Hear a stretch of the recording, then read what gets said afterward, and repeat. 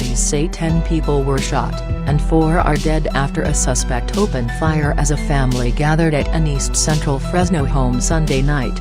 Officers were called to a home on Lamona Avenue near Cesar Avenue, located about 3 blocks south of the Fresno Yosemite International Airport at 7:48 p.m. on Sunday.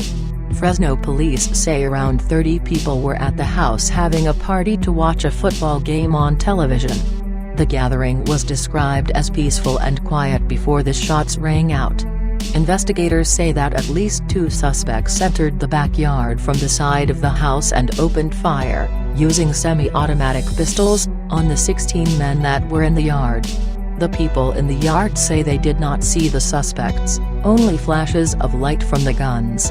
Because of that, Fresno police have not been able to provide a description of the suspects. Family showed Action News the side of the house where at least 2 suspects came through an unlocked gate and immediately began firing into a crowd of about 16 men.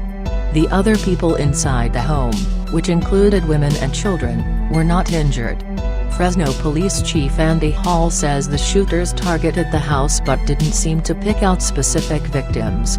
He noted some of the members attending the party were linked to a disturbance last week, also described as a fight, but was vague on the details of the incident.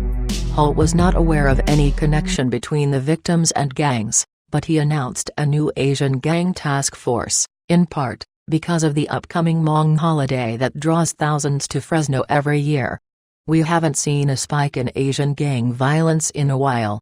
And we're starting to see it now as we're heading into the Hmong New Year celebration. We just want to get ahead of it, Hall said.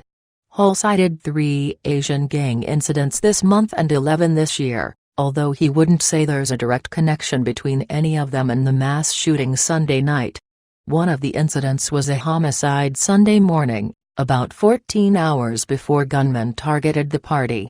Investigators say it also involved 2 shooters who had a specific target in mind. When they opened the door, they entered the residence and held the occupants at gunpoint, Hall said. It appears they were looking for an individual inside the apartment. Hall added that the people who lived at the house have been very cooperative, and no weapons were found at the home after the shooting.